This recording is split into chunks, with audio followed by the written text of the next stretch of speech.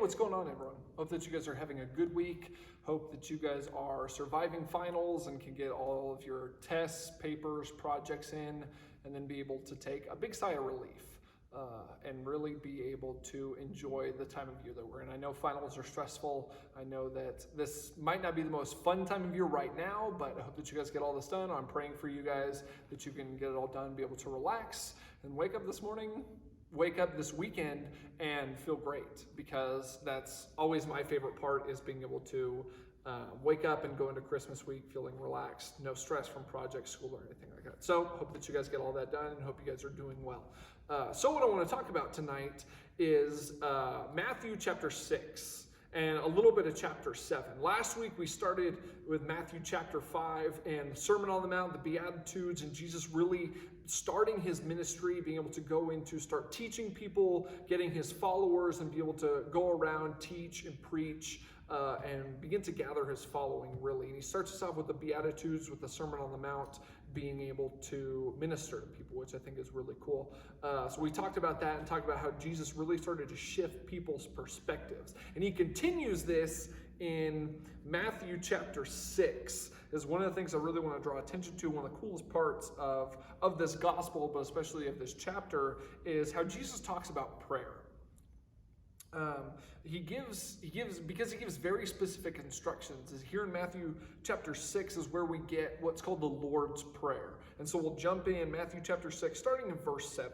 As Jesus says, "When you are praying, do not heap up empty phrases as the Gentiles do, for they think that they will be heard because of their many words. Do not be like them, for your Father knows what you need before you ask him. Pray then in this way: Our Father in heaven, hallowed be your name. Your kingdom come, your will be done, on earth as it is in heaven. Give us this day our daily bread, and forgive us our debts as we have also forgiven our debtors. Do not bring us to the time of trial, but rescue us from the evil one. For if you forgive others their trespasses, your heavenly Father will also forgive you. But if you do not forgive others, neither will your Father forgive your trespasses." So this is the Lord's Prayer that Jesus talks about. Jesus tells them specifically, this is how you should pray. This is what your prayer should look like. It's not about trying to sound really good or to sound, really eloquent, really, cool with your prayers. As Jesus said, the heart of this matter is really being able to connect with God, build that relationship, and for our prayers to be about what our life looks like on earth.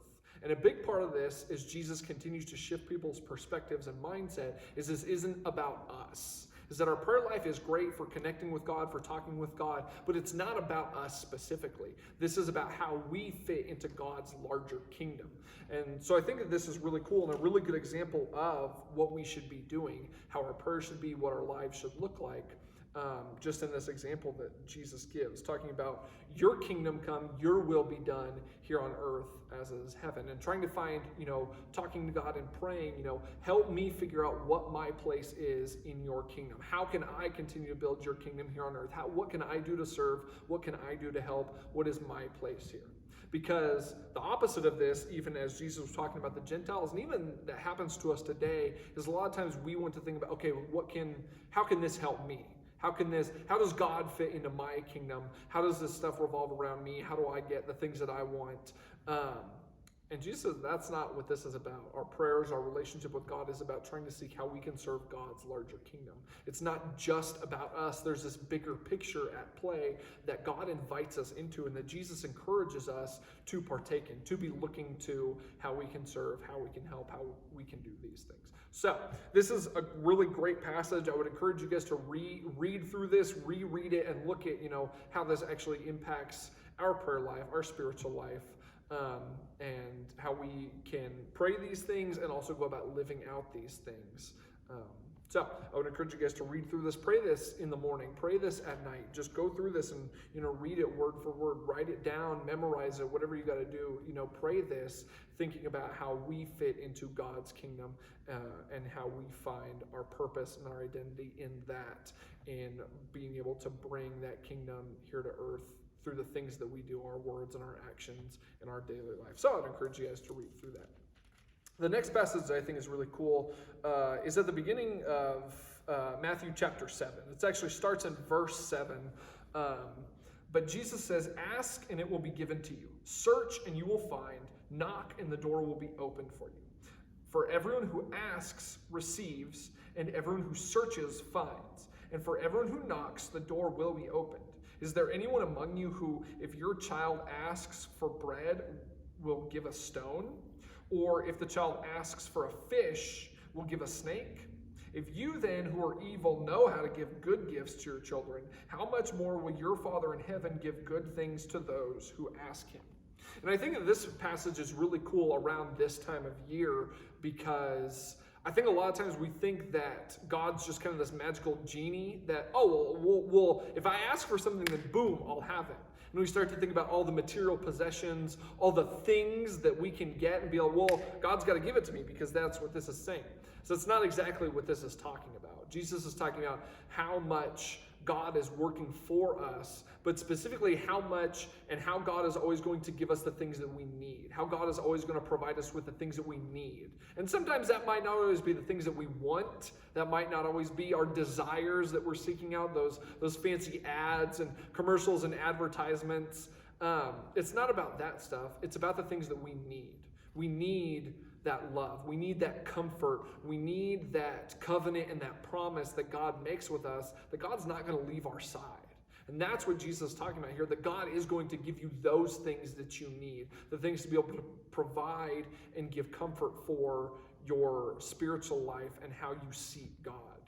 Because that's what Jesus is talking about here, that God will always give you the things that you need to be able to live a fulfilling life with God and following God. As God is always going to give us that love, that comfort, and that assuredness that God will always be with us, that God isn't going to abandon us, that this kingdom isn't just going to disintegrate, this kingdom isn't going to go away. The promise is that kingdom reigns forever and ever, and all that who follow Jesus will inherit this eternal life.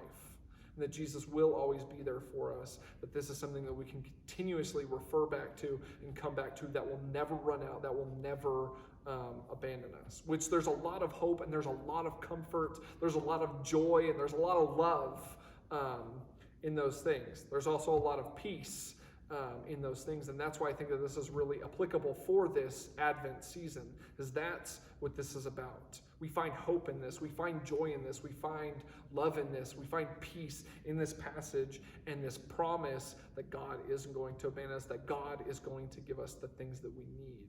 There's a lot of comfort in that. And so I hope that you guys find comfort and hope in that. Because I think that's a really good thing to keep in mind this time of year during this season as we get closer and closer to Christmas. Remembering what the season is really about, remembering what we're actually celebrating. It's awesome.